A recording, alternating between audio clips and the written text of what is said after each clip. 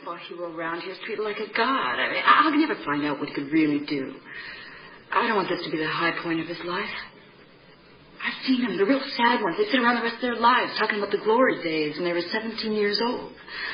You know, most people would kill to be treated like a god just for a few moments. And the gentleman that we're going to talk to today is a 1974 Indiana High School basketball state champion. He's in the Indiana Basketball Hall of Fame. He's a two-time first-team All-Big Ten. He was two times team MVP. He's a Purdue Boilermaker, and we're speaking to Walter Jordan. Walter, thank you so much for spending some time with us to help keep the nostalgia alive and taking some time from your busy day. We really appreciate it.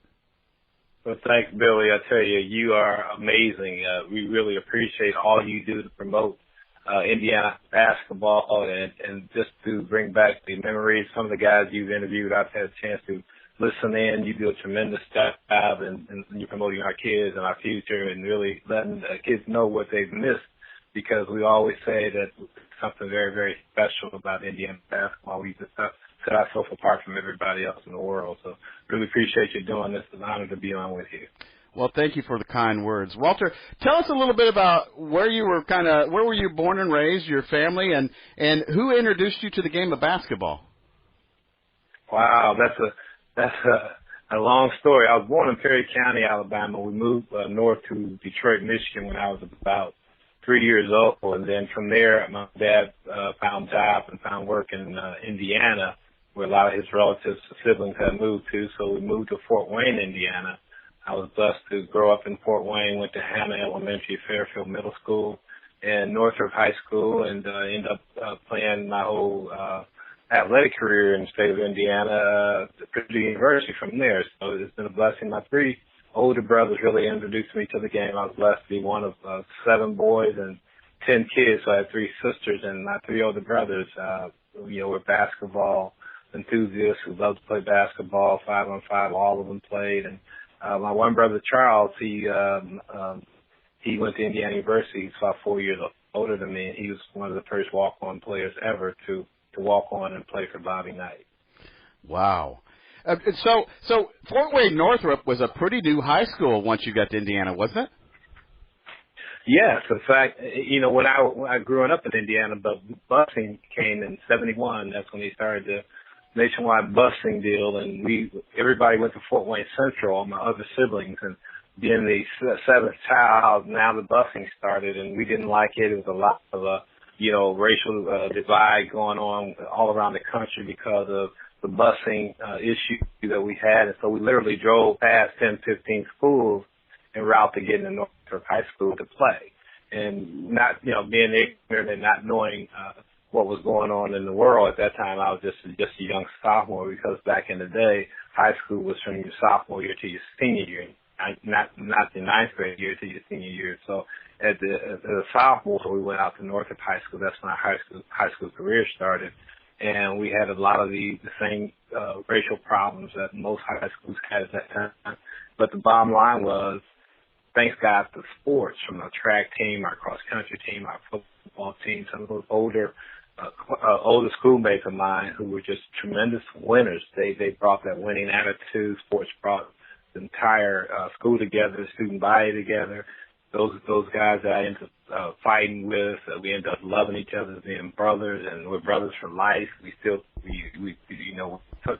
to each other regularly, even to this day. 40 years later, we're like best friends and brothers, and it was just a magical ride. And all that stuff we saw, we learned, and nuggets that was passed on to us really helped us along the journey, really improved my basketball desire to play basketball, a desire to play for something bigger than myself, to play for my classmates, my teammates, my school, that pride factor, the cheer, the student body. It was an experience I've never experienced in my life. Even now, the closeness we had, the family we had, and there was something designed or for us to do what we did, be able to win a state championship. Even though my junior year, our high school team was better talent-wise than it was my senior year. Was there anybody growing up before you got to high school? Did you have a favorite NBA team? Did you have a favorite college team? Did you have a favorite player that you kind of emulated or enjoyed watching? That's amazing you would ask that question because, back in the day we had 3 television stations and the TV was going off. We didn't have all the sport events they have now thanks to ESPN. So what I saw was WGN back in the day, the Chicago station. So we would get the Bulls, we would get the Cubs, we would get the Bears. Those are all our favorite teams. We didn't have the Colts at the time. And, of course, I love the Pacers. They were our ABA team. We didn't get a chance to see them a lot on TV. I remember listening to the games on the radio. Radio was my thing because I used to listen to the high school game of the week. I was listening to Notre Dame with Austin Carr, Pistol Feed at LSU, and, all those guys, Calvin Murphy, they'll be on the radio, college basketball radio, and we listened to the games on the radio. We all literally sit around in the family room, all 7 boys listening to Austin Carr score 40, and Pistol Pete comes back with 44, and Rick Mount was scoring, 38, 9. That's how we listened to basketball. So we never got a chance to visualize these guys very much or see them very much. We had the NBA game of the week on Sundays in the NBA season, and one game on CBS, I think it was once. So, whenever chance we got a chance to watch or listen to basketball, that's how we grew up. We had that huge vision, that visionary, and picture things going on, and we'd sit there and discuss that after the game. What do you think he did here? We were visualizing in our mind.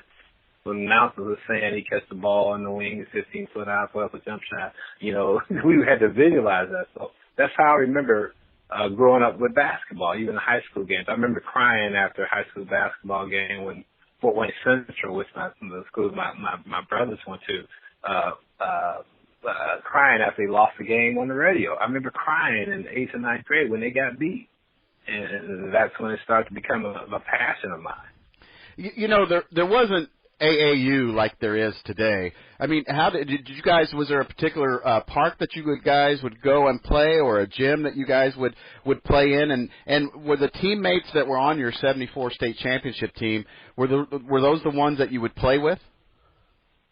Yeah, that's another great question, Bill. I mean, one of the things that I remember my childhood is the fact we had great coaches. I remember being in Hannah Elementary School and going out for the team in the 5th grade simply because my best friend decided to go out for the team. He wasn't any good. I wasn't any good. We never played basketball, but he decided to go out.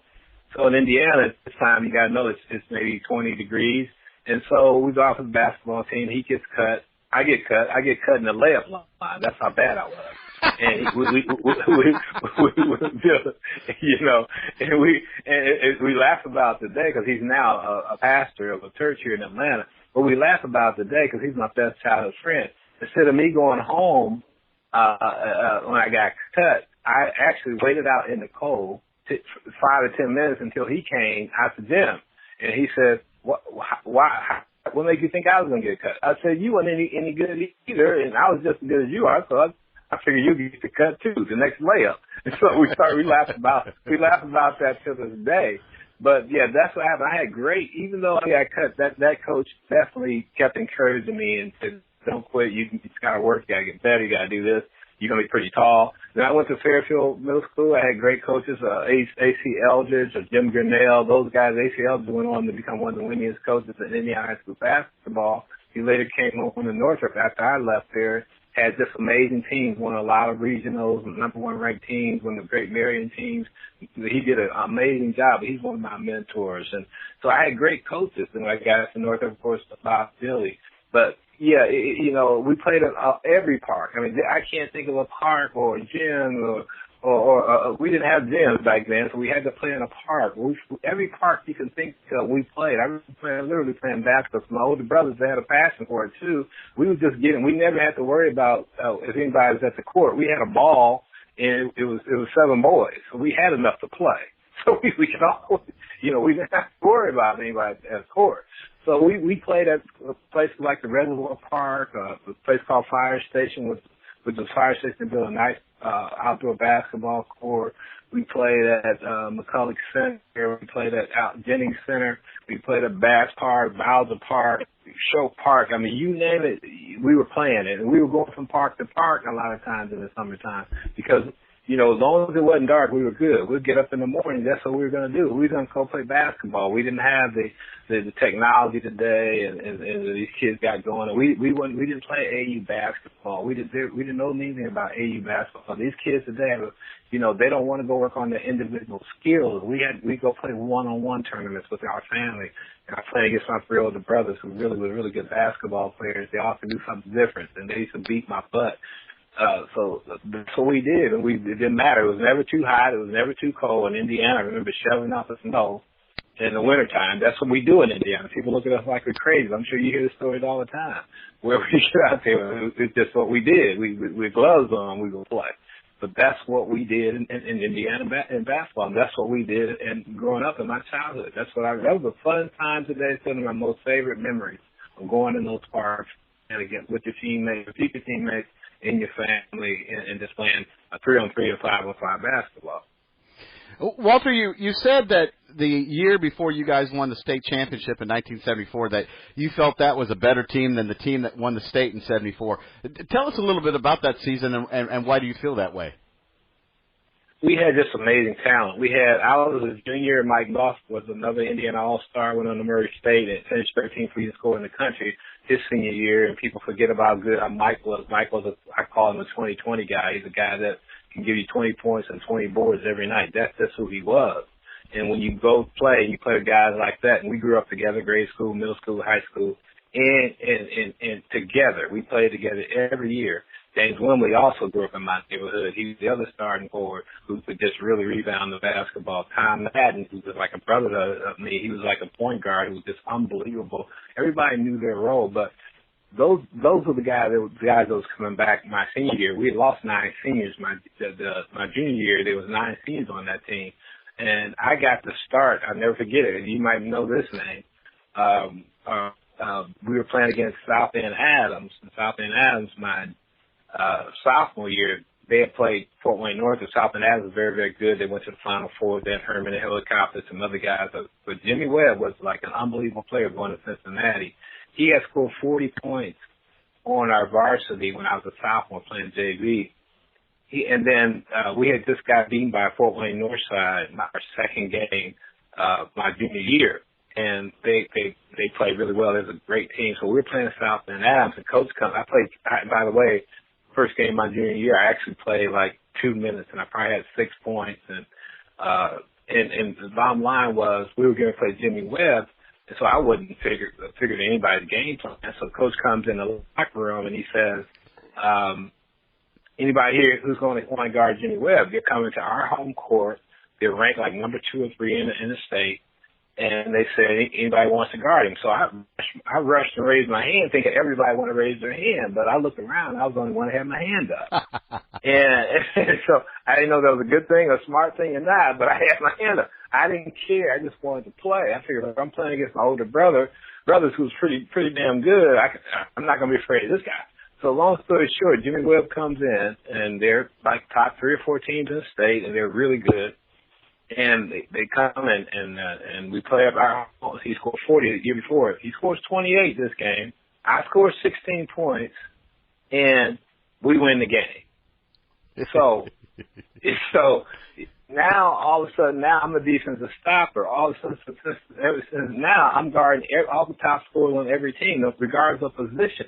That's how I got in the lineup. And we had like the returning that year. We had 8 of our top scorers coming back from when I was a sophomore on that varsity. So this is the second game of the season. And so we went on. We had some unbelievable athletes on that team, guys that went to play Major League Baseball, guys who were leaders on the football field, went to Arizona in football. I mean, we had some guys that were just awesome in every sport. Because back then we were just so dominant in every sport. My high school was. And those guys I looked up to. And I ended up starting, and I ended up taking a lot of their minutes, and then I ended up getting better. We was 24-3 my junior year. We only lost 3 games my junior year, and we played a tough schedule, and we got beat 1 game away from the state finals by Anderson with Roy Taylor and Tony Marshall, that team who was undefeated, who should have won state championship our junior year. And so we come back, and we end up meeting them again in the same spot, the same place, 1 game away from going to the state Final Four my senior year. So 1 year removed. That's what happened. So we was 24-3, even though that was the best talent. We had some unbelievable talent. My senior year, we had chemistry, we had leadership, we had toughness, we believed in each other. We played for each other, and we were determined to get it done. And there was no fear factor when we met Anderson again a year later, and that beating the number 1, 2, and 3 ranked teams in the state to win the state championship. All the legends that I have on this show, I always ask this question. Like I had Dave Magley on the program, from the South Bend area. And Shooting Dave, yes. Yeah, and the Gary team, South Bend, Fort Wayne. You guys pretty much beat up yourself. There were because of the way the tournament is set up, there would probably be a lot more state champions from that area if you guys didn't have to beat up on each other. There's absolutely no doubt about it. Absolutely no doubt about it. And I may be wrong, but I doubt it. I'm at Charles Barkley right now. But in '74, you look at the Fort Wayne basketball area, getting out of the sectionals was one of the toughest things you can do. We had a north side who was always tough. They had unbelievable athletes, 6 or 7 kids that went on to play college basketball. You had Concordia High School. They had the great late Eugene Parker, who was just one of the top 5 players in Indiana, hands down, who never got out of Indiana because he went to a small school and didn't have a lot of help. But he was an incredible player. He proved that in college. But he never even was mentioned as the Indiana All-Star. Then you had a team like South Bend. They had a big kid named Reggie Bird. His brother was John Bird. Reggie went on to play at Florida State, I think, and Reggie was a big-time basketball player along with comedic skill. You had teams like Elmhurst, who was some of the best teams of talent you had in the state. We never got out of the sectionals because we beat each other up. Wayne High School.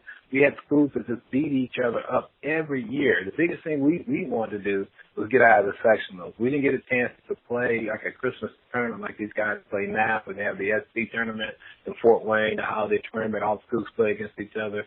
We never played in that. We only played the regular season games, Then we played the great teams in the region because there's always great teams in Elkhart, South Bend. We used to play, and Warsaw was always really good. All those schools, Richmond, we used to go to Richmond. We used to go to Anderson. We used to go play all these top schools. And so we always felt we had a little chip on our shoulders that we were not only representing Fort Wayne North, we were representing Fort Wayne because we felt we never got any respect.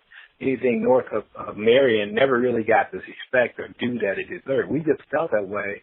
Not we as in the basketball community, and we just really felt that way. So we had a chip on our shoulders because we knew we had to get out of at least the regional, get to the semi-state to get recognition. I always say, if we had not gotten out of the regionals back to back my junior and senior year, there was a kid by the name of Gary Yoder. You might not even know that name. Gary Yoder went to a small school called Westview. Gary Yoder was unbelievable. He was one of the best players I ever got. He's a year ahead of me. But Gary Yoder, I don't want to say he went to Cincinnati, but this kid was unbelievable. I mean, just a crazy basketball player, but he could never get out of the Fort Wayne region. So I agree with you 110%. So I think about those kids. I remember coming up, watching the Fort Wayne semi-state, just seeing Javon Price was coming in, the day Peppers coming in when I was growing up. This is Bobby Wilkerson, seeing these guys, and I think, wow, I want to be like them. I want to get to the semi-state. I want to see what that feels like to get interviewed by Hilliard Gates.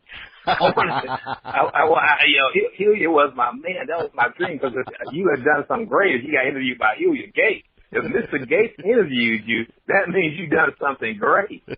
And those all those visions, those memories contribute to my vision and my belief that hey, we can win and we can do this and we all can get interviewed by Hilliard Gates. I just tell the guys that they would start laughing at me, but that was like a big deal to me, So just so blessed. Walter, what was the atmosphere like in your guys' gymnasium? I thank God I'm sharing this story with you, the personal story, but I think it's a good one to brings everything to perspective. I was just so blessed because of the way I was brought up by my parents and my family. Never saw color, never saw this and that, never believed that, there wasn't anything that we could accomplish. That's just how we was brought up. So coming to Northrop, I remember in November, late November, we're getting ready to play Northside, our arch rivals, and I knew my mom had cancer, but no one told me she was dying.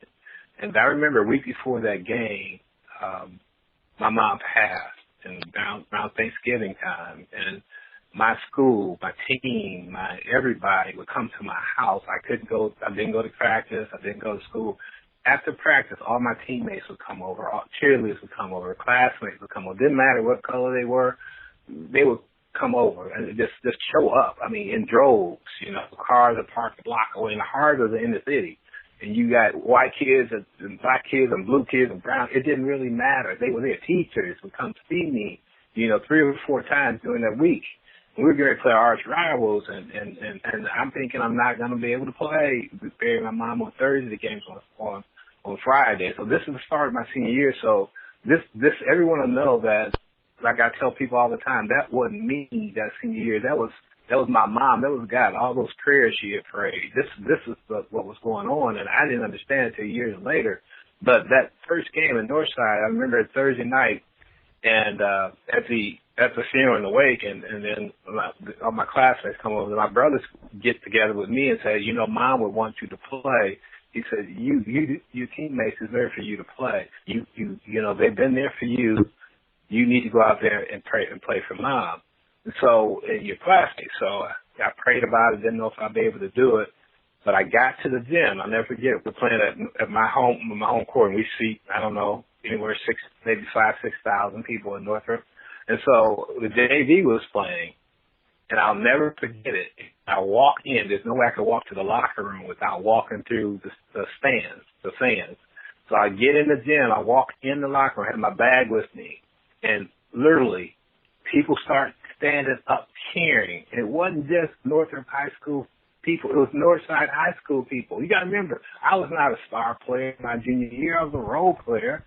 No one knew about me. No one talked about me. No one was saying, well, I'm going to do this and Northrop's going to do that. We lost 9 seniors. So I walked in the locker room. I'm literally tearing up because I finally figured out halfway through they're cheering for me. Wow. And I get in the locker. I get goosebumps telling the story. I go in the locker room. I'm just tearing up. And my teammates who were already at the game, most of them came in the locker room and started hugging me. And it was just, these are 17, 18-year-old kids and start hugging me. And I just stood there and I stayed. I couldn't go out and watch the JV. I just stood there and prayed. I said, Lord, I just need some strength right now. Long story short, we ended up beating Northside. I hit 2 free throws, 1-and-1, to clinch the game. Wow. And that was the start of my senior year. That was the start of something that was totally, I say, beyond my control. And people always say, this kind of stuff is sound corny. That's real. And that changed my total, complete life that senior year.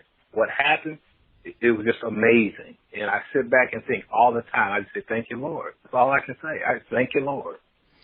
And the rest. So what? Now that's okay. That's all right. That's an amazing story. Do you still have it fresh in your memory too? On when you took the court to practice before the Final Four down in Bloomington. Oh, no question about it. See, that's what I mean. I had told my brother because between my sophomore and junior year and my junior and senior year, my brothers were at IU. They were students at IU, and my sister was at IU. So 3 of my siblings were at Indiana University. They were there in summertime, so I would come down to the Hyper Building in the summertime and work out and play in the Hyper Building. I was a huge Indiana University fan because my siblings went there. George McGinnis, all those guys, I loved them, okay? So everyone had assumed that later on, because I wasn't an IU player, but later on I became a high major player my senior year, but everyone had assumed that I was going to go to Indiana. Everybody. IU, Bob Donowald used to come see me all the time, Michigan, Michigan State, Marquette, all those guys are my final 5 choices.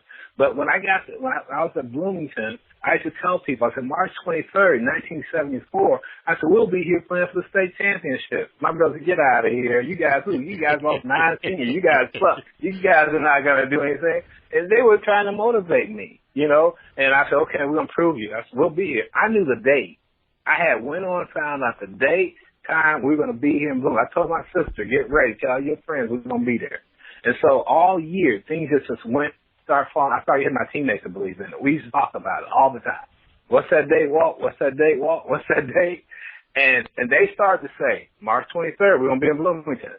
So the whole team bought into the vision.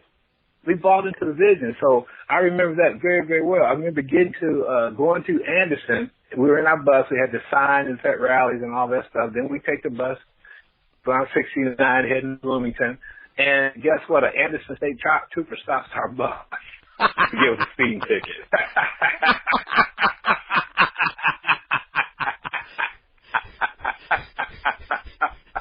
Gives us a speeding ticket. So I remember that very, very well. So we get we check in, we go to the union building where we're staying, and we just talk. I remember being just in awe of Assembly Hall with 17,000 seats. Yeah. I remember being shoot around like, Lord, where in the world have we gotten ourselves into?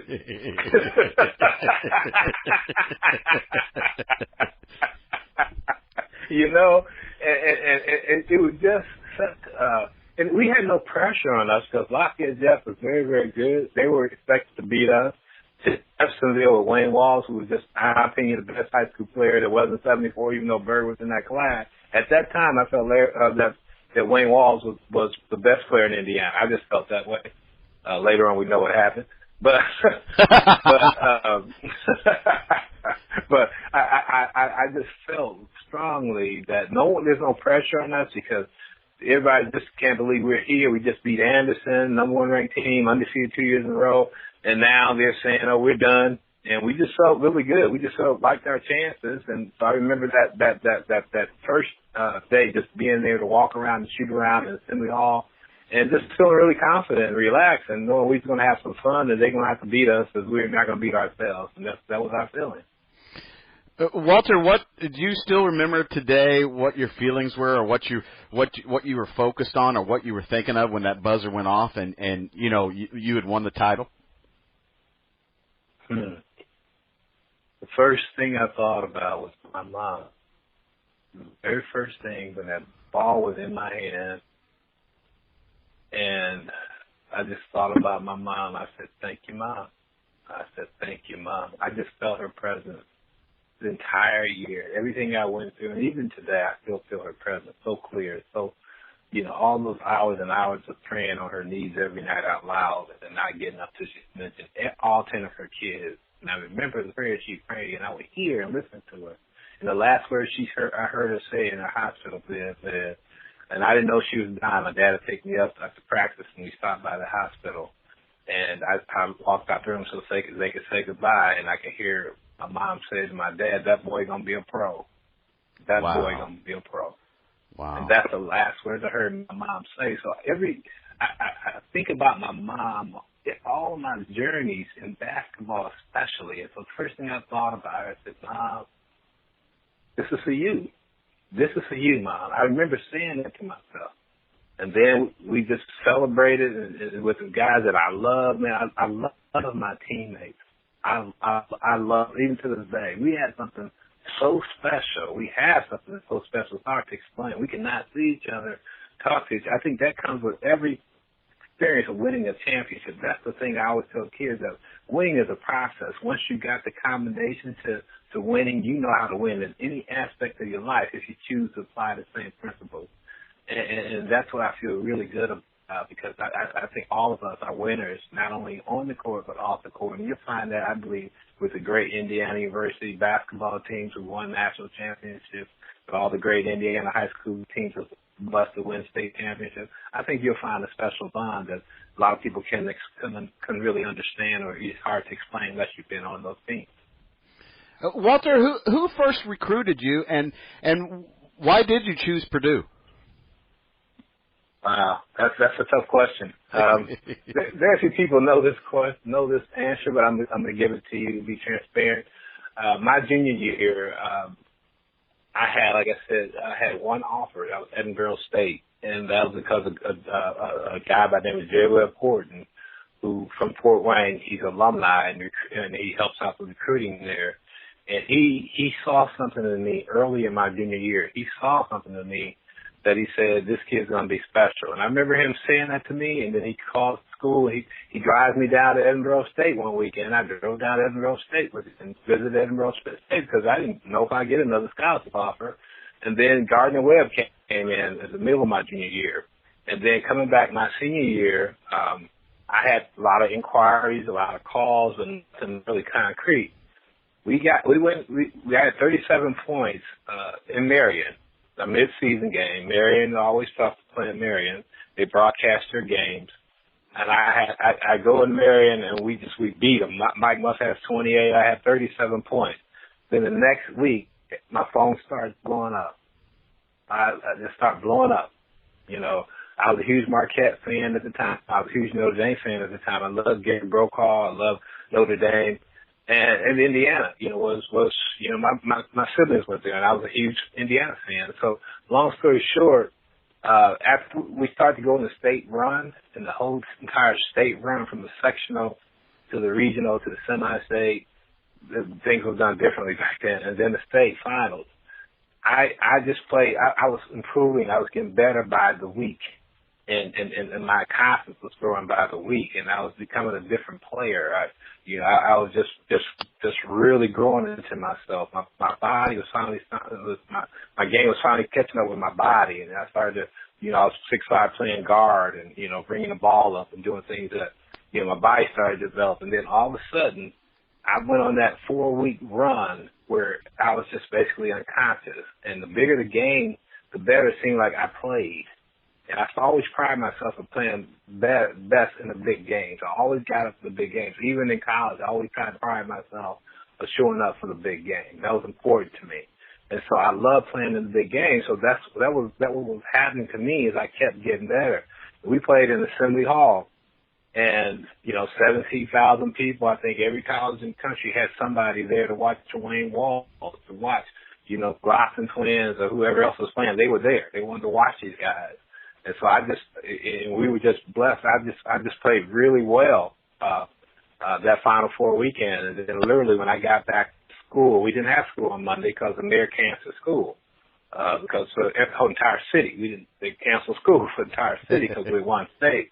So on Tuesday, I come back, literally overnight, Coach Dilly comes to my, homeroom class, and there's a box, a huge box. I would say probably, I'm not exaggerating, 65, 70 letters in there from college coaches. Handwritten letters.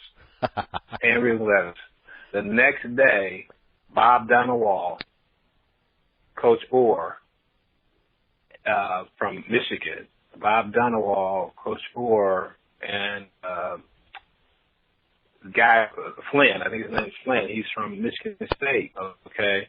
They all show up the next day to see me during school, the next day. And I'm being blown away that this just happened, that this just really just happened. So it was like, okay, what do you do? And then just met with my family and decided where I really wanted to go. The only school that I really wanted to go to that was in the hunt that didn't offer me was Notre Dame, and they didn't offer me. And I always used to wonder why that never happened, because that would have been my pick. That would have been my dream school, because I grew up a huge Notre Dame Austin Carr fan. So that made it pretty easy from that point. I didn't have to worry about Notre Dame. So when did you decide on Purdue? It was a really tough choice. It was unexpected. This is a funny story. You'll get a kick out of this. Because Purdue had assumed that I was going to go to IU. Everyone was saying I was going to Indiana University. Everyone. So I went to Eugene Parker calls me up, and I had so much respect. It was hard to find the guys my age that I had that kind of respect for than Eugene Parker. I love Eugene Parker. I've watched him since he was a sophomore. I didn't really know him that well as a sophomore, but I watched how he played, how he carried himself, what he did for his team. And we became pretty close between my junior and senior year, because my goal was to not let Eugene Parker outwork me that summer. That was my goal. To my junior and senior, he's not going to outwork me. He might have, but have been close. I promise you that. But he had called me up and said, "Hey, I'm going to drive down to Purdue. They want me to come up. Do you want to ride with me?" I said, "Yeah, I ain't got anything else to do." I said, "Yeah, let's ride." So rode to Purdue. Gene Schultz was in there, and they was telling Eugene he's the number one recruit in front of me. You know, he's the number one recruit. We need a guard. We need a point guard. We need somebody who can do what he can do. And there's Adi Matthews who was supposed to show up that weekend from Illinois. You might know that name. Mm-hmm.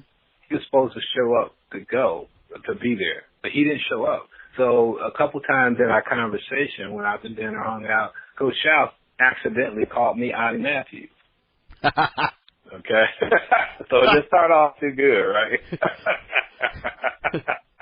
So I'm sitting here being at this. I'm there at Purdue, and Michigan's blowing up my phone. Michigan State. I'm saying, why the hell am I here? You know? And then, but on the way back, Eugene said something to me that I'll never forget. He said, "Walt, I know he called you Adi by mistake a couple times." He said, "But when we first started talking, all he talked about was Walter Jordan. And he said, Coach Charles felt like he they didn't have a chance to get me. It felt I was only there because of Eugene." And Eugene said, "Man, I would love to play with you for 4 years, man. It would mean the world to me." And he said, "You know me, Walt?" And I said, "You're exactly right." He said, "We can room together. We have a great time. We can help, maybe, get to the Final Four." And Eugene's talking this. Eugene basically told me on being his teammate than Purdue did. And because they just believed they were out of the picture. And then I told Eugene I would consider, but Coach Schaus said to call me. He called me right away and said, "Well," he apologized. He said, "I know you can play. That's not an issue. I know you probably can start for us right away." Boom, boom, boom. He said, "If you consider us, we, of course, would love to have you." And next thing you know, I was a Purdue fan. And I ended up signing with Purdue, which completely shocked everybody, including my family. And now, even though there's 4 IU degrees in my hometown, in their homes, guess what? They're Purdue fans today. So it worked out. It worked out. What did it mean to you to be named to the Indiana All-Star team, and what was that experience like? It was scary, to be honest with you. It was flat out scary. I mean, here's guys that I have read about.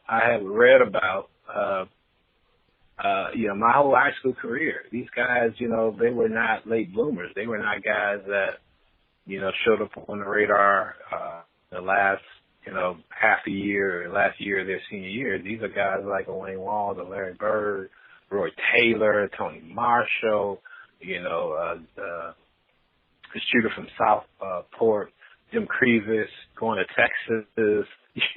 Our all-star team was very, very good.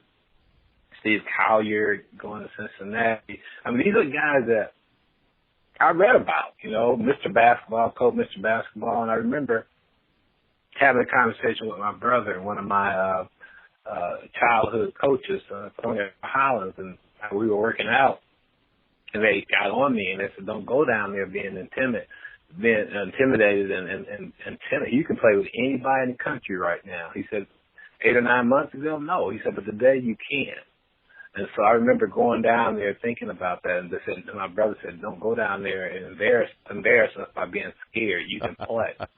And so I remember the first day going in being really nervous. And I remember after working out with him, we had 2-a-days, and I remember staying at the Holiday Inn out in Indianapolis. And we had 2-a-days at Butler, and I remember after that first workout, I got to thinking, you know what, I can't play with these guys. What I really love about those guys, they gave me respect like I was the man because they had seen me play in the state finals. They had seen us in the state championship. So that came with a certain level of respect from the coaches, the media, your teammates. That came with a great deal of respect because those guys got a chance to really see me play.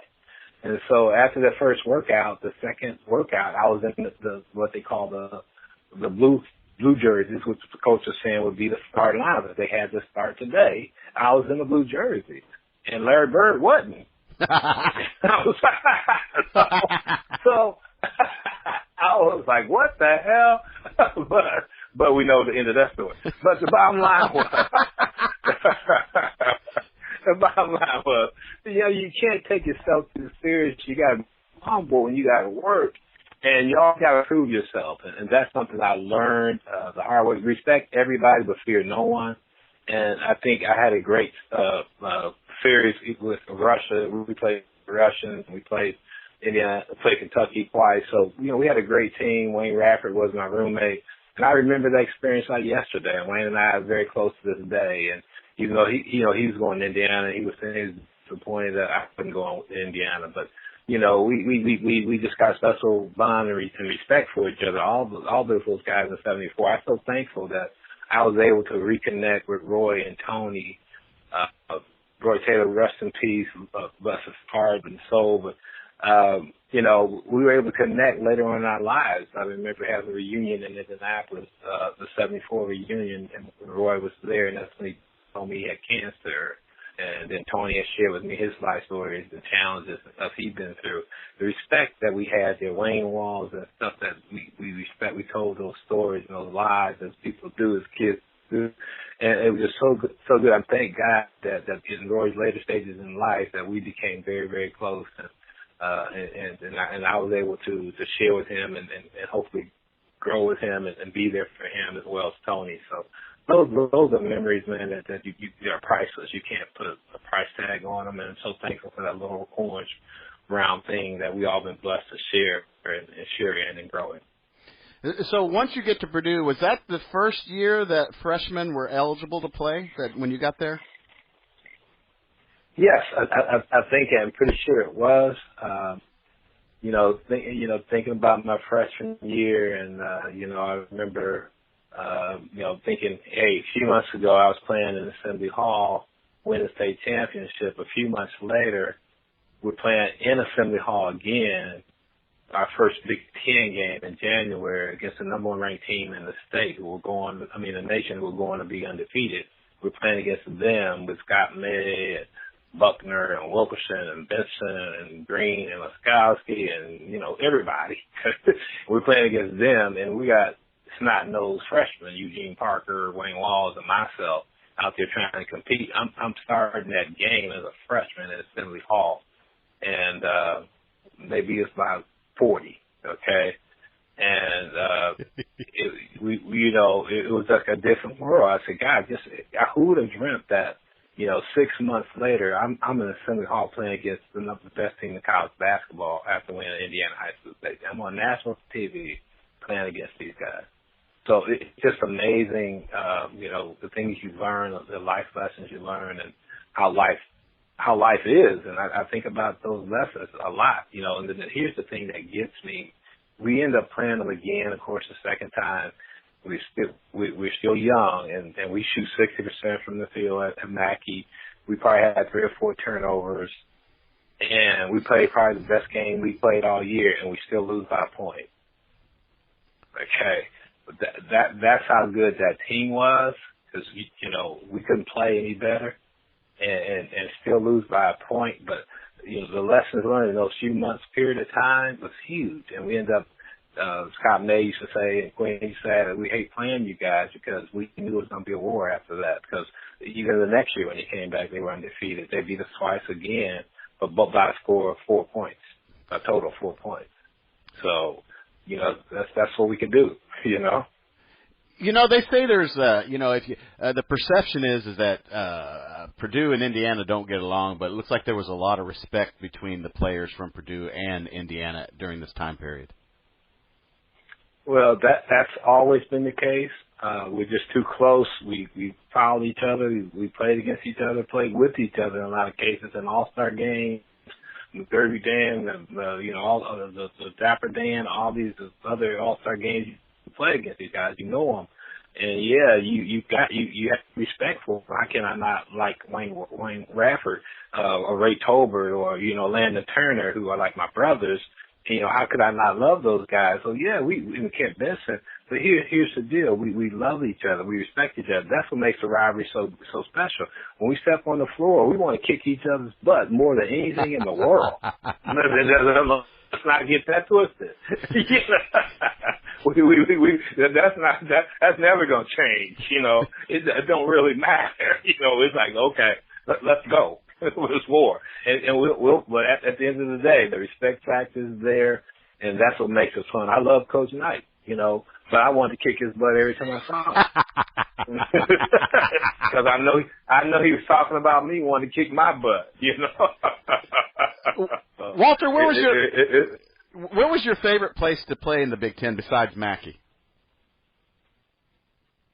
Indiana University. Hands down.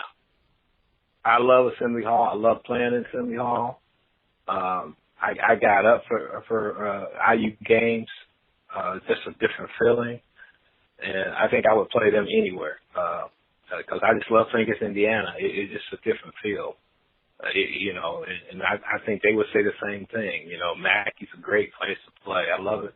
I love going into enemy territory, but I love Mackey too. But I love it. I like playing at Michigan. I like playing at Louisville. Louisville had great teams back in the day. I love playing at Freedom Hall. Madison Square Garden was a treat to me. That I've always dreamed of playing in Madison Square Garden. My first chance got to play there. My junior year, there was a Christmas tournament. I forget they call it ACE, EAAC something. They still got it. I think every Christmas they invite 4 teams to go play, maybe more teams this time. But I used to go. I played when I got a chance to play in Madison Square Garden. I love Madison Square Garden. I mean, I had a ball. One of my best 2-day tournaments I ever played in was at Madison Square Garden. So I mean, I like the historical facilities. I like, of course, Minnesota. I love Minnesota. We had the great teams with Kevin McHale, Michael Thompson. See, people don't realize when I played in the Big Ten, it was clearly the best team in the best conference in the land, bar none. We had the best players, Kevin McHale, Michael Thompson, to Ray Williams, to Flip Sanders at Minnesota. Everybody had NBA players. Everybody had top personality coaches who were strong coaches. Big Ten was clearly the best conference in the land, bar none. You can even discuss the ACC or the SEC or anybody else. The Big Ten was the best conference in the land. Do you think you guys would have made deep tournament runs if the field would have been expanded to 48 while you were there? There's no question about it. We never finished any worse than third in the Big Ten. We got invited to one dance. And like I said, you're talking about, the teams that you look at the Big Ten. When I was in the Big Ten, we always had 2 teams in the Final Four. We always had 2 teams, so yeah, if they got the third team in there, there's a pretty good chance that I had all 3. We got beat we had to play North Carolina at North Carolina. They were ranked 4th in the country, first round of the tournament. We had to play North Carolina at North Carolina, first round of the tournament. Okay, they had field forward. They had all the great coaches, O'Corn, Guess what? We had a 6-point lead with a minute and a half to go and got beat. If we beat North Carolina, we go into the Final Four. So we that team in my junior year, when Indiana had graduated Scott Benson, Scott May, and all those guys, we beat North Carolina. That's the tournament draw. Okay, we finished second, I think, in the Big Ten that year, and we get North Carolina at North Carolina in the first round, number 4th ranked team in the country. Damn. With 32 teams, and we believe we're going to win. It don't really matter. The 6-point lead with about a minute and a half to go, we should have won the game, but we didn't. So. We're coming fresh off of the Olympics and watching the United States do another thumping through the Olympics and getting the gold medal. Tell us about your World University experience and win the gold medal with that, and your teammates and what that meant to you. Wow. It's one of the highest honors I've ever been blessed to have to represent your country. It was a great experience. The trial was a great experience. It was held at the University of Louisville. I was just excited to get an invite, get some great players and great names, which whom I won't mention, that tried out for the team, went on and had great NBA careers who didn't make that team. And so I was honored to be one of the 12 players that was selected by Coach Crum and the staff to make the team.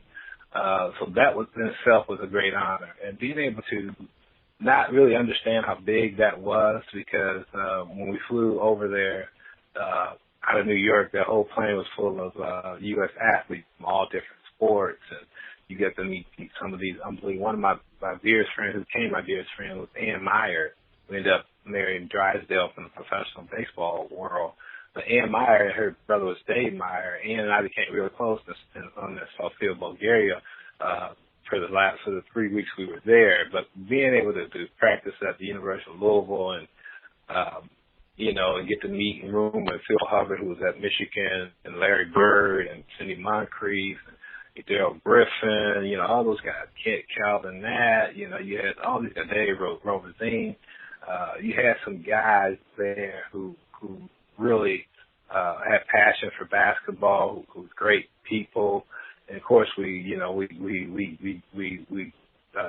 messed with each other quite a bit. In fact, Larry used to tell me, because we had just beaten them my sophomore year, he used to tell me all the time that, we can't wait till the day I was going for the state championship. He knew the day they were going to play Purdue. And I'm thinking, oh, it's Indiana State, please. They can't beat us, right?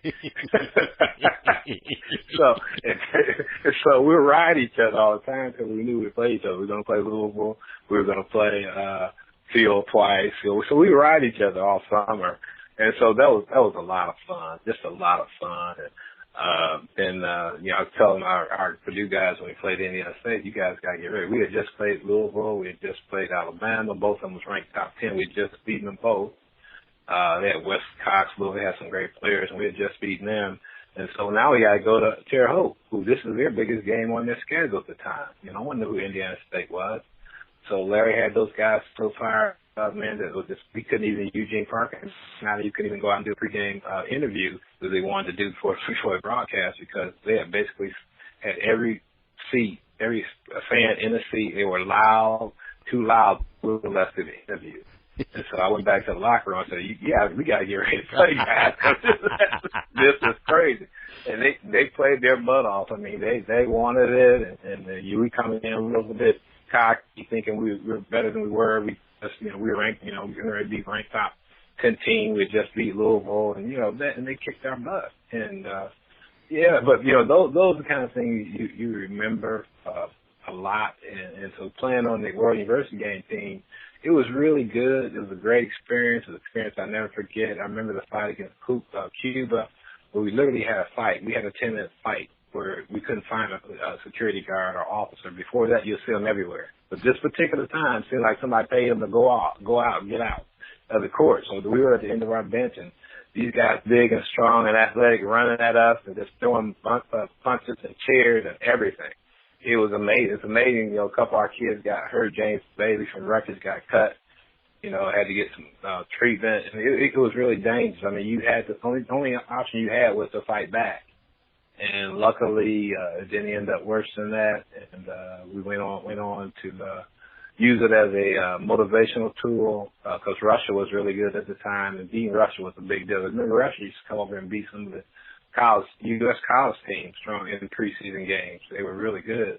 So it was a great experience, and I wouldn't change it for the world. And the tears that you saw and the emotions that was filled when they sung the national anthem was something I always remember. And every time I hear the national anthem on the Olympics, it brings back that memory. And like, wow, how amazing is that?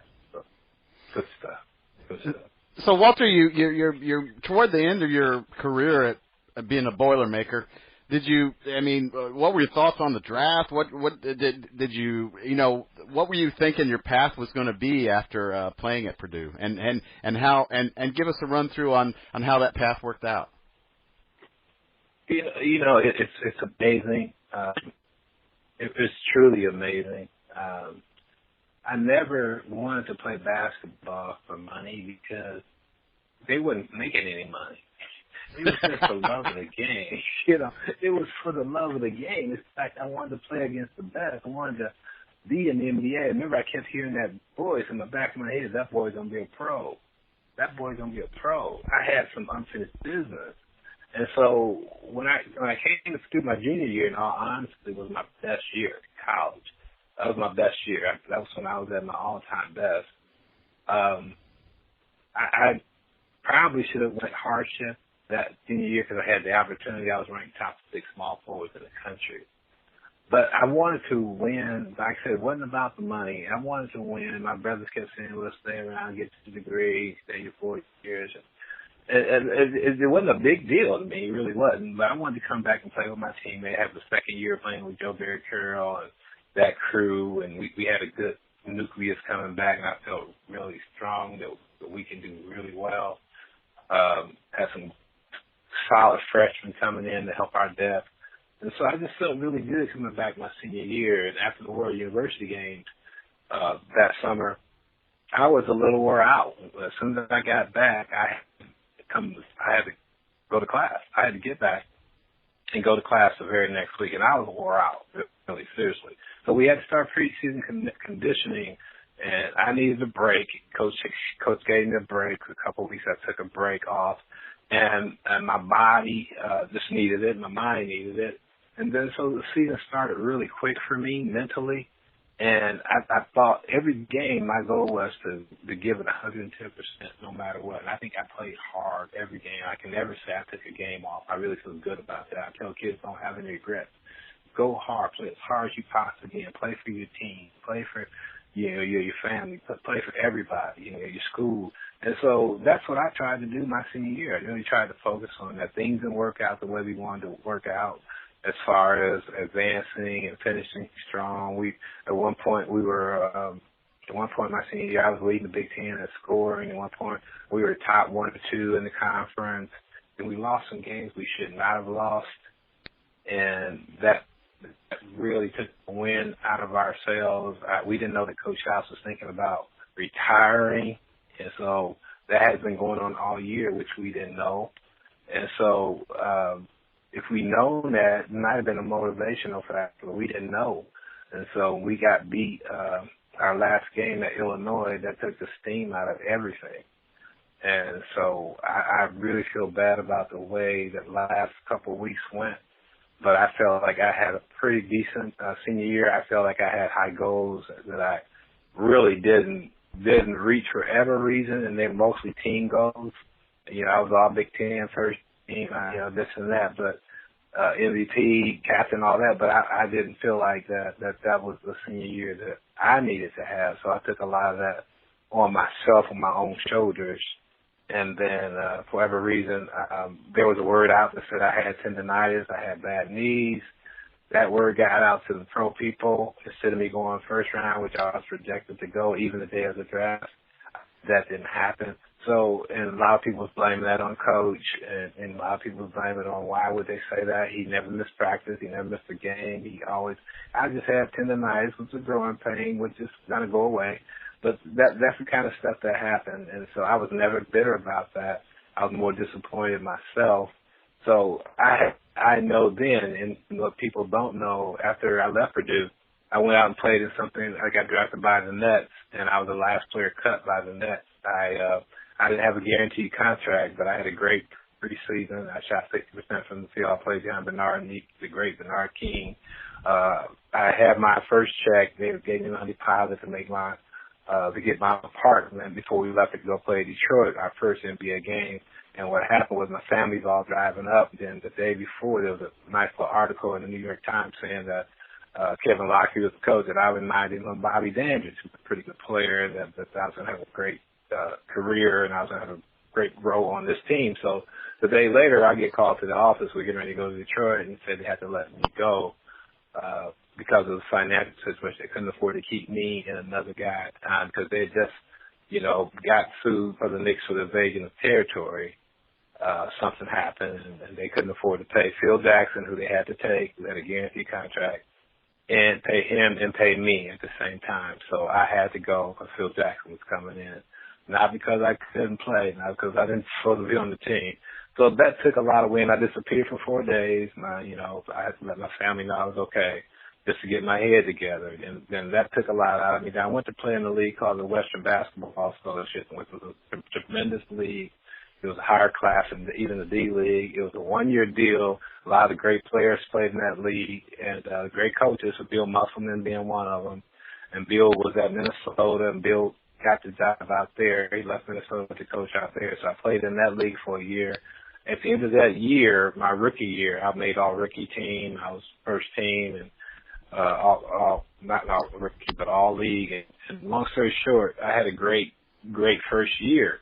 At the end of last game we played in the playoffs and we got beat, and I forget who beat us, but we got beat, and packing to come back, drive back from Washington, state of Washington, and Tri-Cities where we played at Pasco, the Kennewick area. So we drove back from Washington, my wife at the time, and we drove back from Washington. We scheduled to drive from Washington. Went out with the team, got up in the middle of the night and collapsed. And I'm laughing, and they said, I only drink one beer. I'm not drunk. I don't drink, but I drank one beer.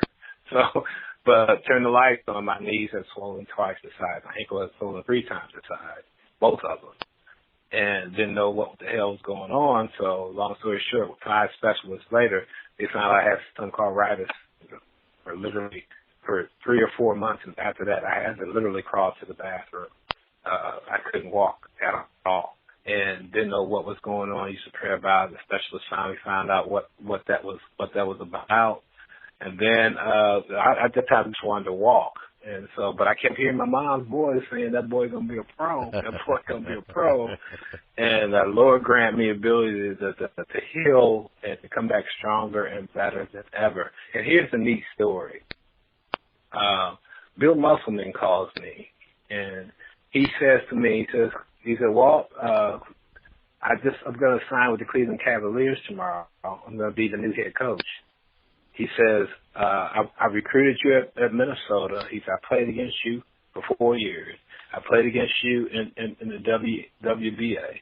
He said, you are an NBA basketball player, and I'm going to sign you to a guaranteed contract. Wow. And I said, what? He said, but here's what I need you to do. I need you to come prove it for everybody. So the manager, everybody see you can play. So he, myself, and Bill Lambier. Bill Lambier was at Notre Dame. We both were invited to go play out to Cleveland in the Summer Pro League in California, in the Summer Pro League. So we played a full schedule, about 10 games, and we played for Coach Musselman in Cleveland. And after that summer, Bill and I signed our first pro contracts together for the Cleveland Cavaliers.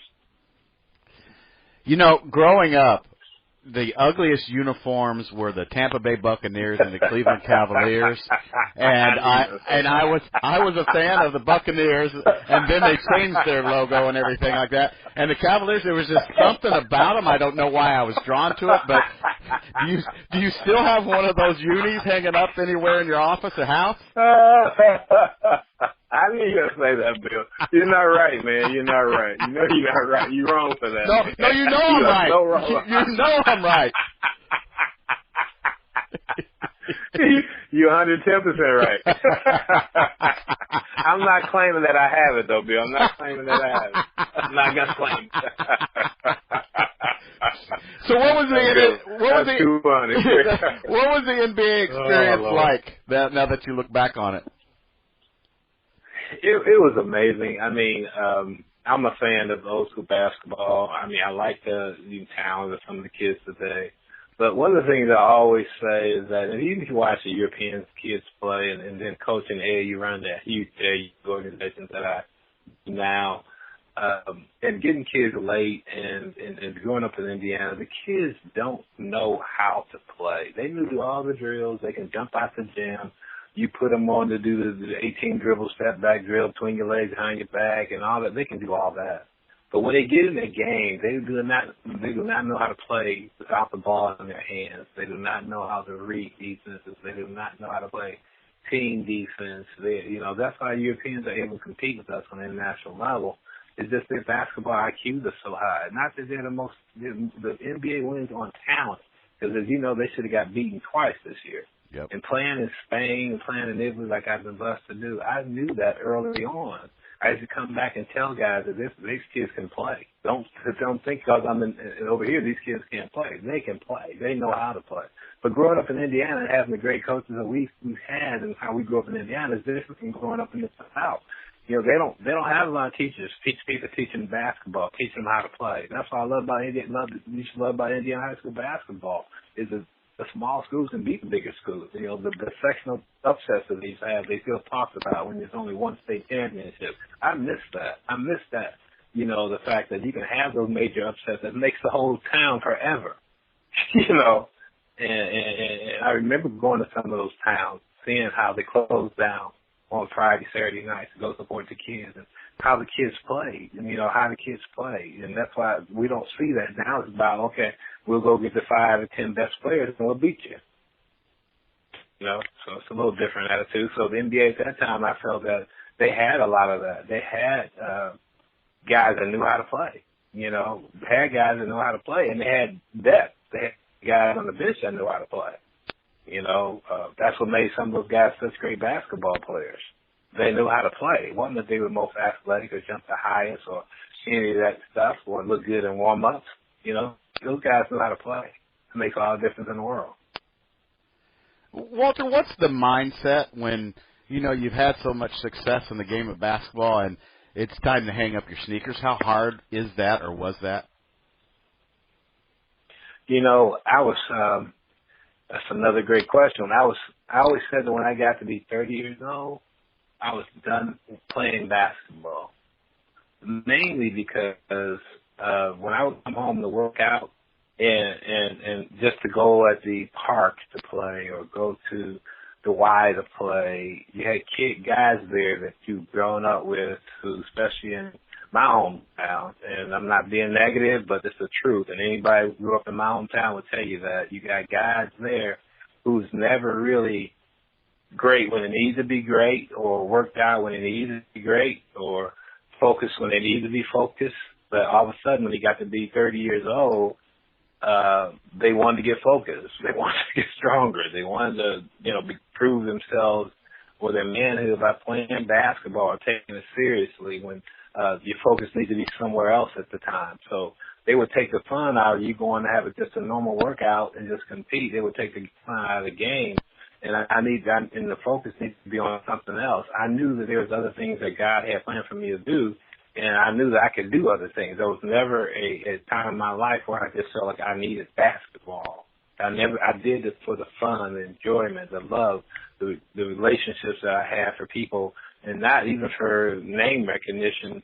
I did it because I just simply love the game. I love the game. I respect the game. So when I got to be 30 years old, I was never going to play again. I had opportunities to go play every year. I even got invited to NBA camps when I was 30 years old, but I never had the desire to go and put my body through that again. Pain, the tears, the heartache, the disappointment that people don't see. People see, the successes. They don't see the pain that people have to go through and the life lessons it's going to teach you. And the business side of it, there's a business side of it at every level, especially when you get out of high school. There's a business side of basketball that's not good all the time. So I didn't want to do that at 30 years. I wanted to try to find other things I could do, but still be around kids and be around the game because I respect the game. Hopefully share some nuggets with some of these parents and some of these kids and maybe keep them going through some of the things I went through, that people go through, but at the same time, embrace the journey and the beautiful things that little orange thing can give you, and use basketball, and as they say, and don't let it use you. And that's the lesson, because so many kids, I was just reading an article yesterday, so many parents today at an alarming rate than ever before think their kid's going to go play professional sports, whether it's basketball or baseball or football. It's amazing how minute that possibility is. And so we have a responsibility for those who know that to pass that on without squashing their opportunities. The deal is to be blessed enough and get enough to go get a free education somewhere, whether it's NAIA, Division I, Division II, wherever. Go get a free education by doing something that you've been gifted to do. But have some fun doing it. Walter, it's always interesting when I flip through social media. There are times where I'm kind of down, or I'm thinking, oh, poor me, and then I'll read something that you post, and it really is uplifting. And God has given you a lot of obstacles and some hurdles. And can you tell us about your family? Tell us about your kids a little bit. Wow. Yeah, really make me cry, man. Well, I apologize, but I just think that what you have become is because of some of the stuff that you've gone to, and I just want people to know everything that about Walter Jordan. Wow. Billy, thank you so much for sharing that. You know, as we get older, you know, and I know that, and our listeners know, there's a group of people that always want to see you a certain way from your childhood, the mistakes you made, the bad decisions you made, the one time you might have done something that you really regret, you wish you hadn't have done. There's a group of people you have to understand that always want to keep you there. And most people respond to negative more than positive. Anybody can be negative, but we all need people to lift us up. People can't afford all of us to be negative. I have pity parties like everybody else, but I choose not to share those pity parties because my faith is so strong, and I know that God gave me that pity party for me to overcome it, to share with someone else that may be going through the same thing, who maybe need to be lifted up. And so be it, because if I'm not positive, it's going to bring me down. It's going to bring a lot of the people down with me who's looking at me, kids who I've coached. Most of the things I post is there for kids who I've coached and parents who I talk to on a daily basis while I get inundated with phone calls, which I'm grateful to do.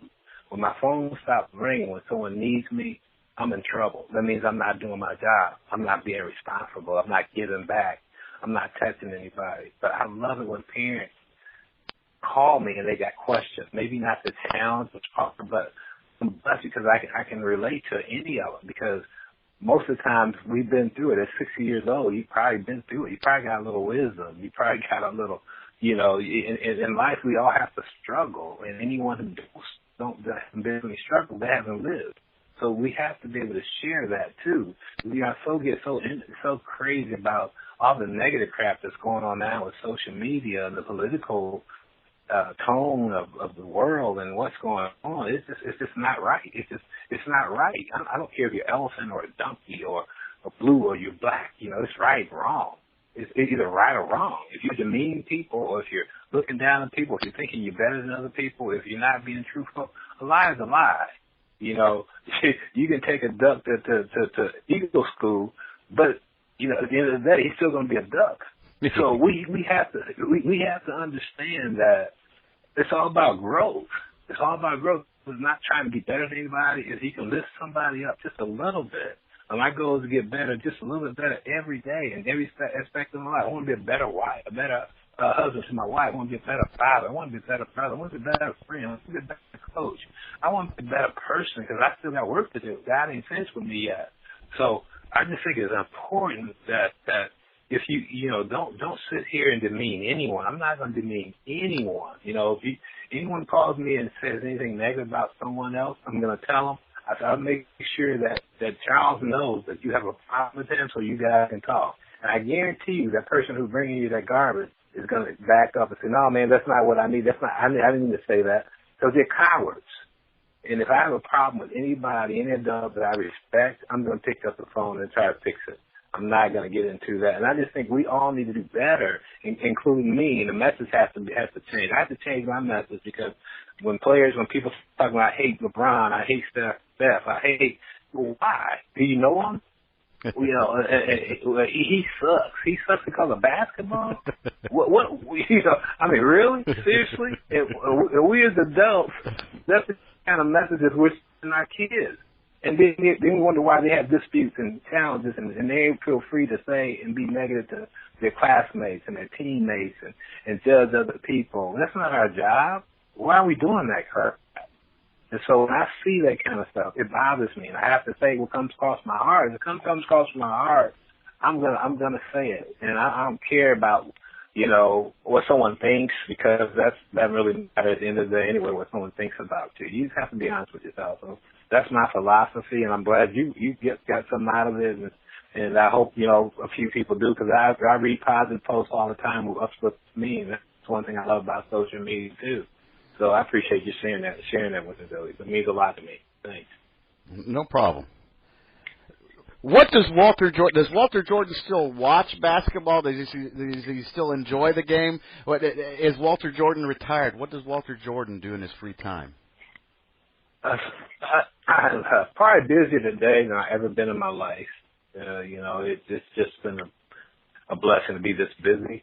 I do a few things. I run youth leadership conferences. I'm looking at 3 different cities now who's asked me to come in and do a youth leadership conference for them. I've been doing that for a few years, and we do with young men. We deal with young men, and we get them for 2 days, and we talk about life issues. We have panel discussions. We break down about their mindset, their attitudes, how they dress, how they talk, how they treat women, their language, everything. And a lot of times, leadership, of course.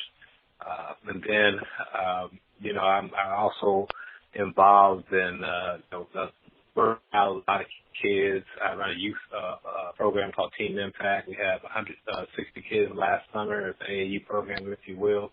We've been blessed to help over 90 young men find their college homes. Some of my kids are doing some amazing things. One of my kids just graduated from ski as an aerospace engineer. He had a choice to go to NASA or Boeing. He chose to move out to Seattle, Washington, and be one of the top executives there. He actually is going to be in charge of building airplanes. Wow. Okay. And then another one of my kids just graduated last year from Arkansas. He was a John Mackey Award winner, the best tight end in the country. First round draft pick of San Diego Chargers, who will be starting at tight end this year. So we've got some kids doing some amazing things. I had lunch with one of my kids today, just graduated high school, is leaving for college tomorrow.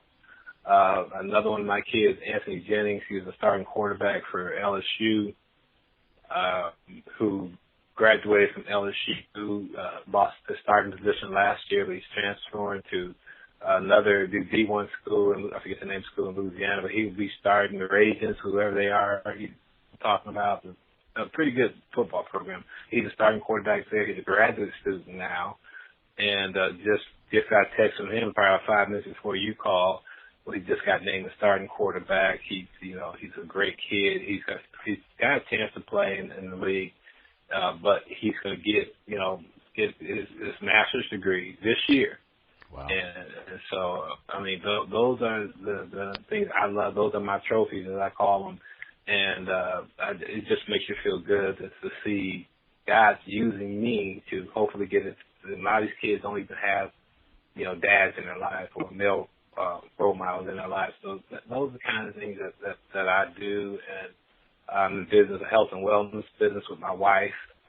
She's a graduate of Marquette, and she's been my rock and my best friend, and just honored and blessed to have her in my life. So I'm a proud granddad. I had my great first grandchild probably about a month ago. Awesome. His name is Jordan. Yeah, his name is Jordan. My daughter's a college basketball coach, and she's in Portland, Oregon for now, and so she's doing extremely well. Just so blessed, and just trying to grow, man, and help a few people along the way.